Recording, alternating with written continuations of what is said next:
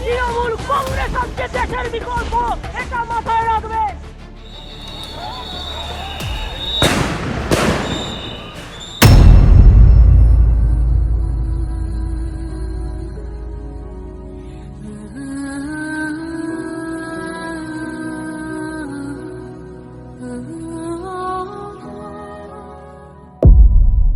তখন পশ্চিমবঙ্গে টানা ১৫ বছর ধরে বামফ্রন্টের রাজত্ব।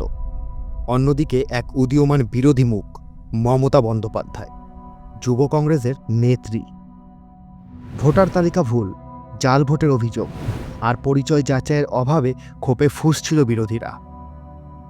মমতা বন্দ্যোপাধ্যায়ের দাবি ছিল সহজ, ভোটার কার্ডই হোক একমাত্র পরিচয়, যাতে সঠিক মানুষ ভোট দিতে পারে। এই দাবি নিয়ে তিনি ডাকলেন রাজভবনের অভিমুখে এক বিশাল মিছিল। বার্তা ছিল আমাদের ভোট আমাদের অধিকার। ভোরবেলা হাজার হাজার যুবক যুবতী ধর্মতলায় জমায়েত হয়, হাতে হাতে স্লোগানের পোস্টার, মুখে প্রতিবাদের ডাক। পুলিশ চারিদিক ঘিরে রেখেছিল, উত্তেজনা ছিল প্রবল। দুপুরে মিছিল যখন আস্তে আস্তে রাজভবনের দিকে এগোতে শুরু করে, প্রথমেই ব্যারিকেড, তারপর পুলিশের নির্মম লাঠিচার্জ, চিৎকার আর বিশৃঙ্খলা চারিদিকে। হঠাৎ গুলির শব্দ, টানা কয়েক রাউন্ড গুলি চলল। ১৩টি প্রাণহীন দেহ মাটিতে লুটিয়ে পড়ল, আহত হলো শতাধিক মানুষ।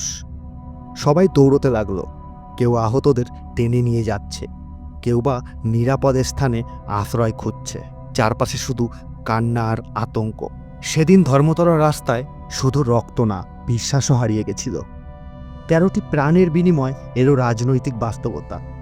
মমতা বন্দ্যোপাধ্যায় ঘোষণা করলেন এই দিন হবে শহীদ দিবস। প্রতিজ্ঞা করলেন শহীদদের রক্ত বৃথা যেতে দেব না। এরপর তিনি তৃণমূল কংগ্রেস গড়ে তোলেন। বিরোধী শক্তির থেকেও রাজ্য ক্ষমতার কেন্দ্রে পৌঁছে যায়। এরপর ২১শে জুলাই পরিণত হয় প্রতিবাদ আর আশার প্রতীকে। তবু আজও প্রশ্ন ওঠে মনে, যে দল একসময় ভোটের অধিকারের জন্য লড়াই করেছিল, তারা কি এখন সেই একই অন্ধকারে ডুবে যাচ্ছে? দলীয় দুর্নীতি, গোষ্ঠীর সংঘর্ষ, শিক্ষা নিয়োগ কেলেঙ্কারির মতো কুৎসিত অপবাদ এখন যেগুলো খবরের শিরোনামে। শহীদ দিবস কি আজও আদর্শের পথিক, নাকি ক্ষমতার প্রদর্শনীয় মাত্র? ২১শে জুলাইয়ের সেই ১৩ জন শহীদের আত্মত্যাগ আজও বেঁচে আছে বাংলার মনে। কিন্তু প্রশ্ন রয়েই গেছে, তাদের রক্ত কি সত্যি গণতন্ত্রকে বাঁচাতে পেরেছে, নাকি আমরা আবার সেই একই ভুল পথে হেঁটে চলেছি?